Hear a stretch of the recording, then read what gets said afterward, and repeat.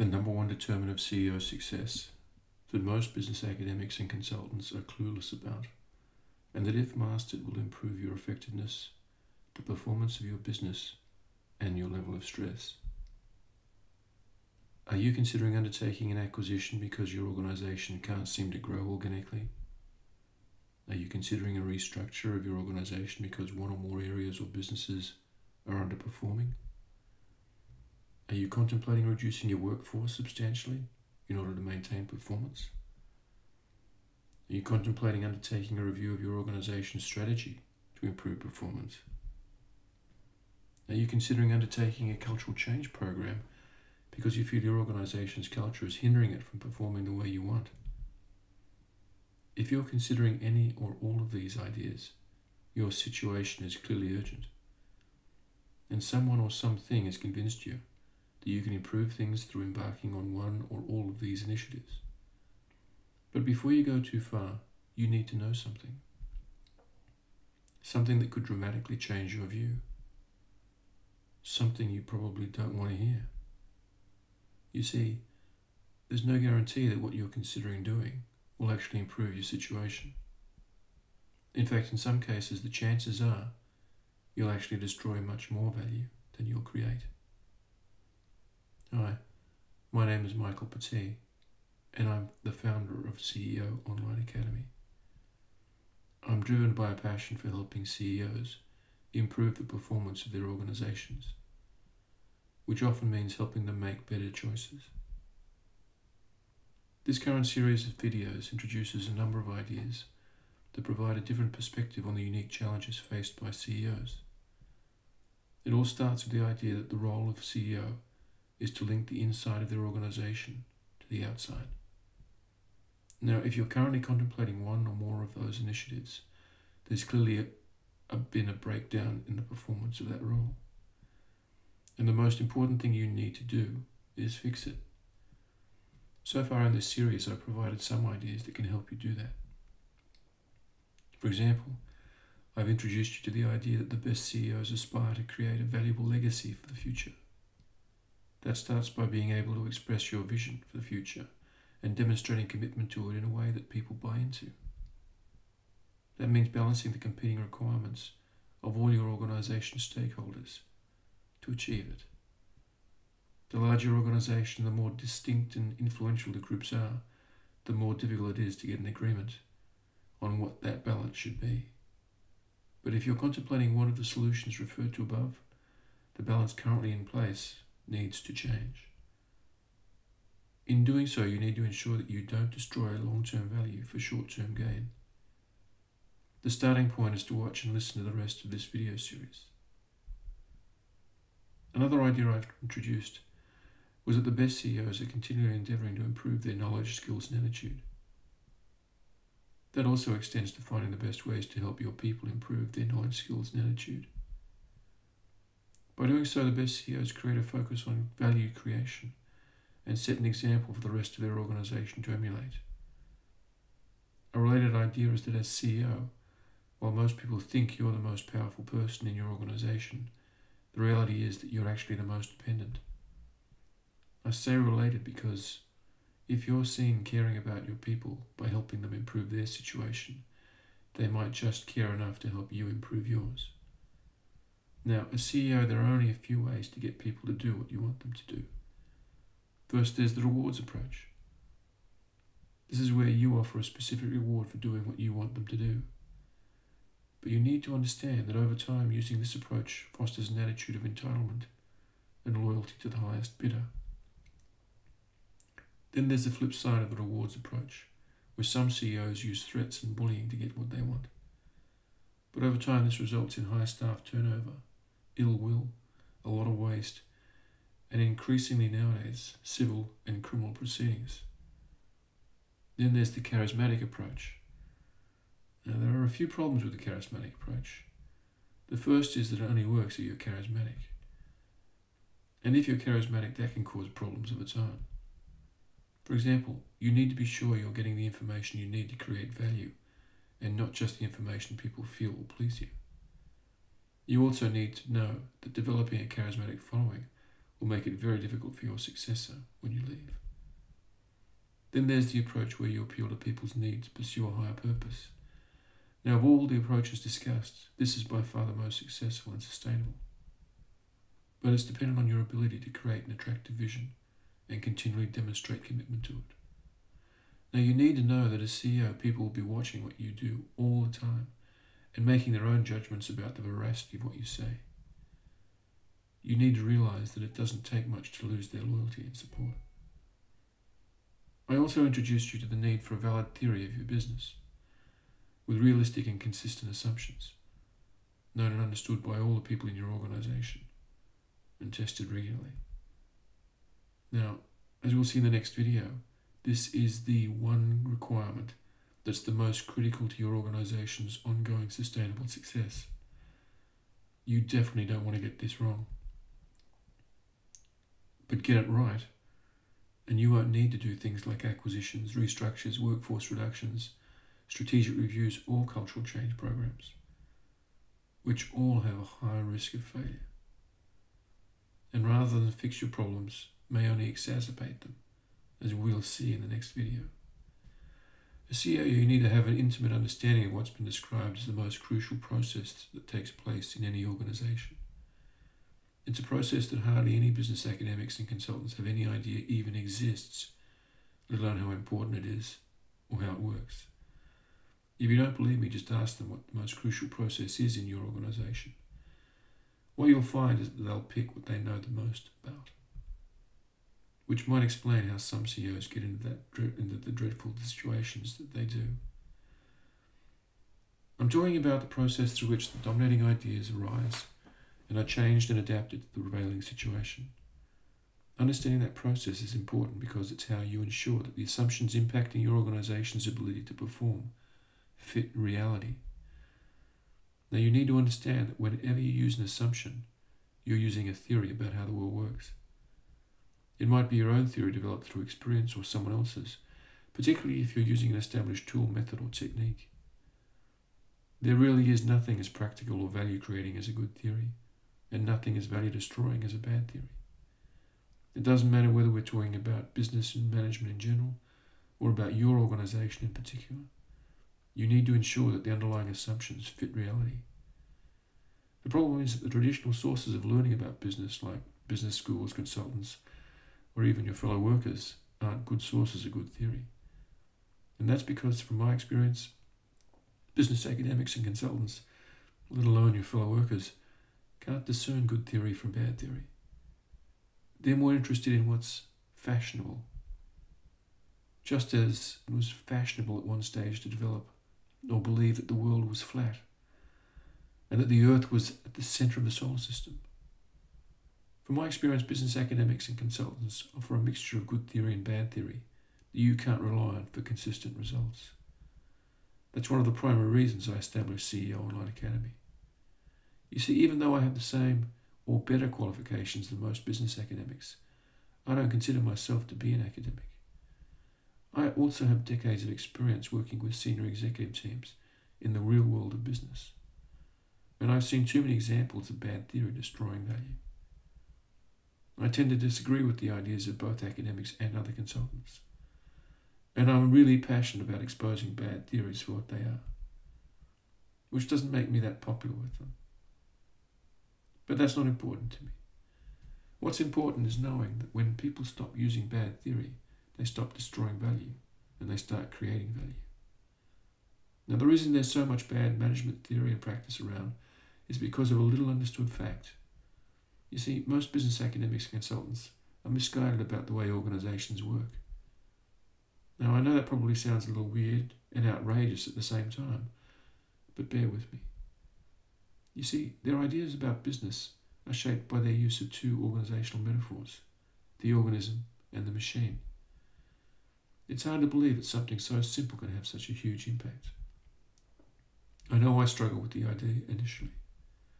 You see, I didn't start out knowing the truth. It was something I came up against, that I couldn't go under, over, or around. I had to go through it. And going through it, I found the truth. But before I get to that, you need to understand something about how metaphors work. You see, underpinning every metaphor are assumptions, and it's the effect those assumptions have on the way people think about business and organizations that causes problems. You see, the problem is that assumptions underpinning those metaphors of organism and machine don't fit reality. They present an organization as rational, stable, and uniform. Now, that might not seem apparent to you unless you've thought about it for a long time, but believe me, there are those that have. But anyone who's ever worked in or with any organization for any period of time already knows organizations can also be irrational, unstable, and fragmented. They just don't know that what they've learned and the tools, methods, and techniques they use assumes that they're rational, stable, and uniform. Now, for me, the test of whether a theory is any good or not is whether it works consistently in the real world. Because the assumptions underpinning those metaphors don't fit reality, any theory or practice developed from them won't fit reality either. In fact, the only environment those assumptions fit is a highly artificial and theoretical construct favoured by business academics and consultants. It's known as the formal side of the organisation.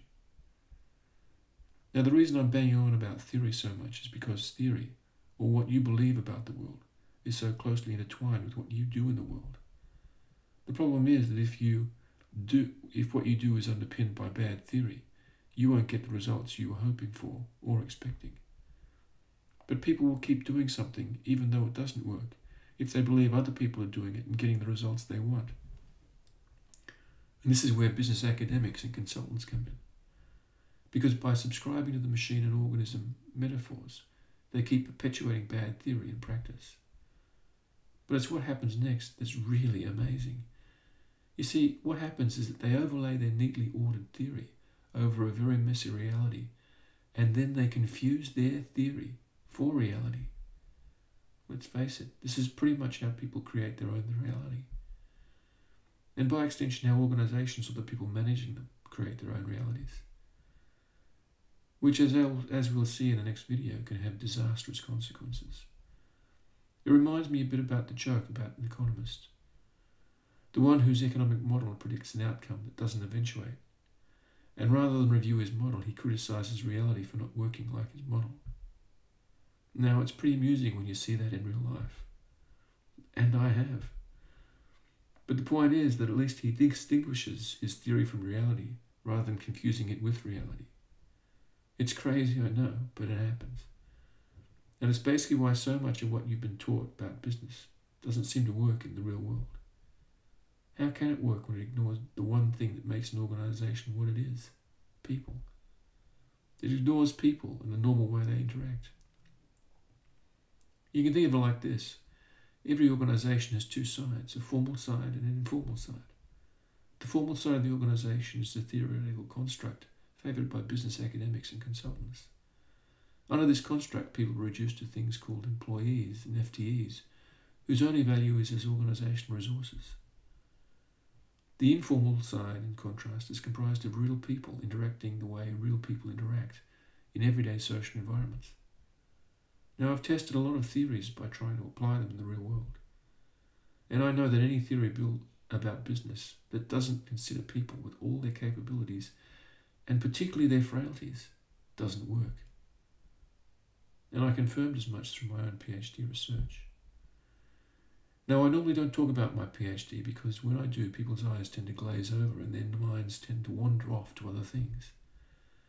But what I'm about to tell you will help you understand what I'm trying to talk to you about. You'll remember what I said about not starting out knowing the truth. In my PhD, I was actually trying to understand why successful organizations fail. In doing so, I carried out a comprehensive review of the available research over a number of years. Through this review, I came across a theory that seemed to provide a good explanation in an award-winning article in the Strategic Management Journal. The authors argued that these failures were the result of something they called dominant logic. In their view, it was caused by executive teams developing taken-for-granted assumptions in one environment and then applying them in another environment.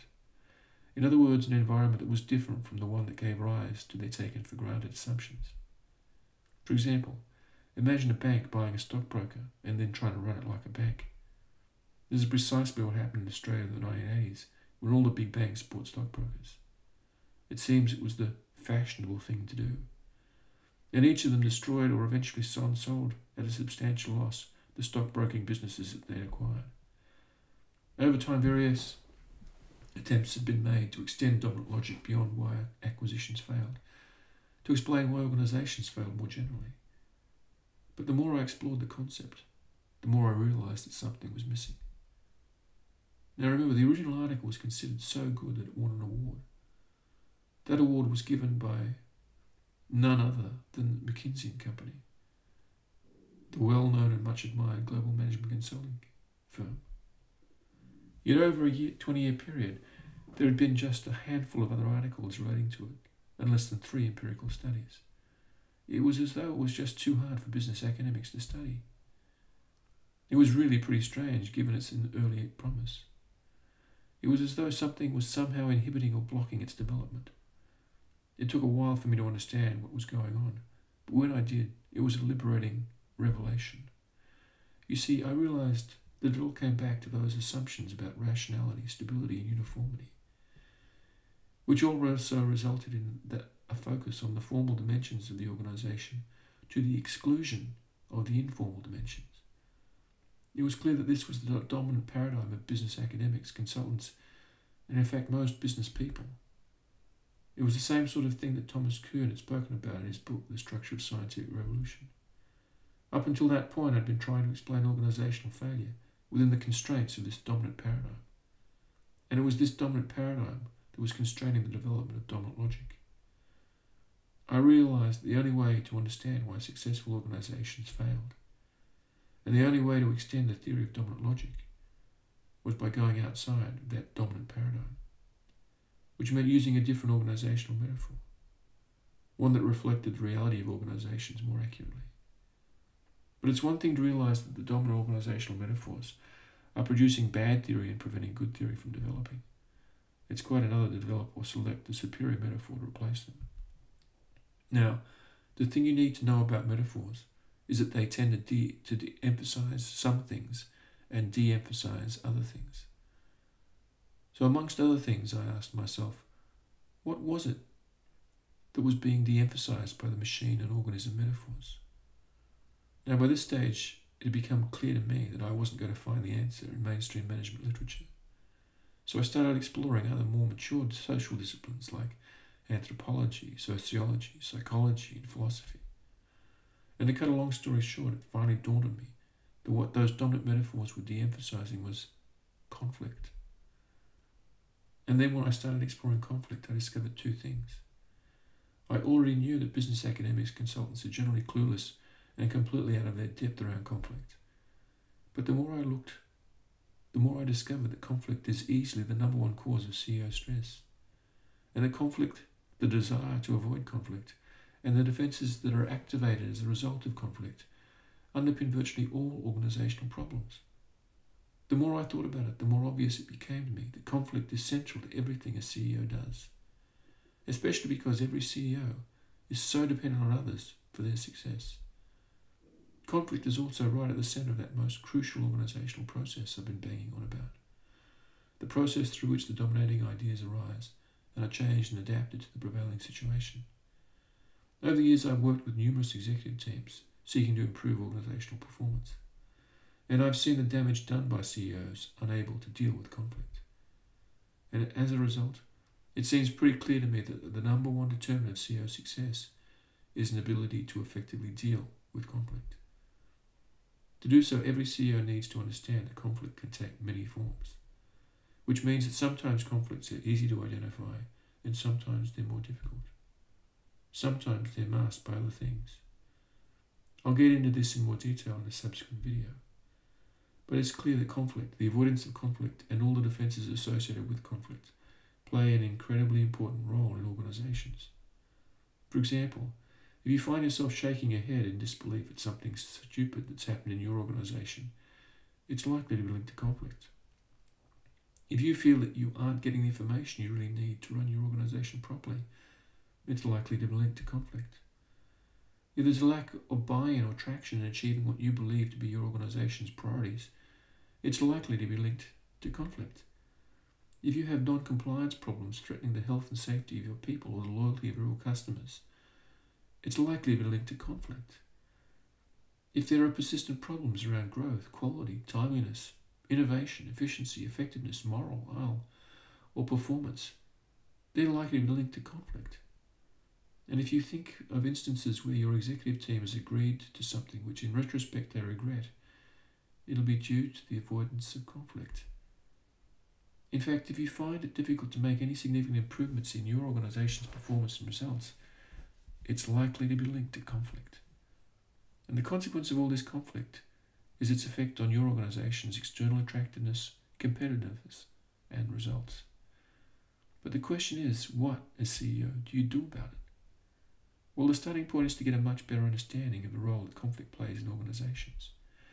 For example, you need to understand the role that conflict plays in strategy. You need to understand the role that conflict plays in culture. You need to understand the role that conflict plays in leadership. You need to understand the role that conflict plays in change. But that's just part of it. You see, there are overlaps between all these labels, and they all affect each other, which means that you actually need to understand the matrix of relationships shown below. You need to understand the relationships between strategy, culture, leadership, change, and conflict. Now, I'd be surprised if you've ever seen a matrix of those relationships on one side before. And I'd be even more surprised if you've learned about those relationships in any detail. Yet understanding those relationships is the key to your success as a CEO, which is the primary reason I established CEO Online Academy, to fill a gap in the available information to current and future CEOs, to assist them to overcome the challenges they face by providing access to information and ideas that work in the real world. Now, the first thing you need to understand about conflict within organizations is that conflict takes place on an individual and a group basis. And normally conflict is the result of some boundary condition. In other words, there is some basis for distinction and exclusion. The second thing you need to understand about conflict follows from the first. You see, conflict has a push-pull nature to it. If conflict was all about push, organizations wouldn't exist because they wouldn't be able to hold themselves together. They just push themselves apart. But something about also holds organizations together. This is the pull side of organization, of conflict. Now, that doesn't mean that organizations won't push themselves apart, because it depends on which force is stronger, as we'll see shortly. So what's needed is a metaphor that demonstrates this push-pull dynamic, a metaphor that allows for both competition and cooperation. From my research, the best metaphor for this purpose was developed by a brilliant anthropologist and cyberneticist, Gregory Bateson. In studying primitive societies, Bateson observed the social behaviour between groups that resulted in the creation of divisions. He termed the behaviour schismogenesis to mean the creation of division, and went on to describe two forms of schismogenesis. Complementary schismogenesis is best characterised as a class struggle, and describes what happens when one group is dominant and the other submissive. So it provides an answer for what holds organizations together. Symmetrical schismogenesis is characterized as an arms race and describes what happens when two groups compete for the same position or goal. This provides an answer to what pushes organizations apart. Together, there's the schismatic metaphor. In the next video, I'll map out a framework for better understanding conflict and its effects on organizations. I'll also explore examples of what happens when CEOs are unable to deal with conflict. Until then, why not sign up for a free trial membership at CEO Online Academy? CEO Online Academy is for current and future CEOs who just want to know what they need to know to be more successful, who recognize they have some blockages or gaps in their knowledge, skills, or attitude that they need to fix, who don't have the time, money, or interest to fit into an academic program or learn irrelevant or bad theory, who would prefer to learn in private whenever and wherever it makes sense for them, who aren't interested in putting to certificates on their CVs to impress their peers, their superiors, or executive recruiters, but are more interested in being able to practically improve the results they get. Now that sounds like you. Listen to what I'm about to say. The idea is that you can get access to the knowledge and insights you need to be more successful. You don't have to complete the same study program as me to get the knowledge and insights you need. You don't have to distill, organise or package the information because it's already done for you. You don't have to pay my consulting or coaching fees, which incidentally are at the higher end of the scale. In fact, you don't even have to talk to me if you don't want to. What you do need to do, though, is go to CEO Online Academy and sign up for a free trial membership. Then take a look around, find out what you don't know, and get a feel for whether it makes sense to sign up as a premium member. Now, if you're looking for something in particular and you can't find it, let me know. If it makes sense, I'll add it to the site. But I'd like to hear your feedback in any case because I want the information to be useful and valuable for you. I'll be updating the site on an ongoing basis with lots of useful information. Things like interviews, case studies, and from time to time webinars depending on members' interests. So if that sounds like something you'd like to be part of, sign up for a free trial today.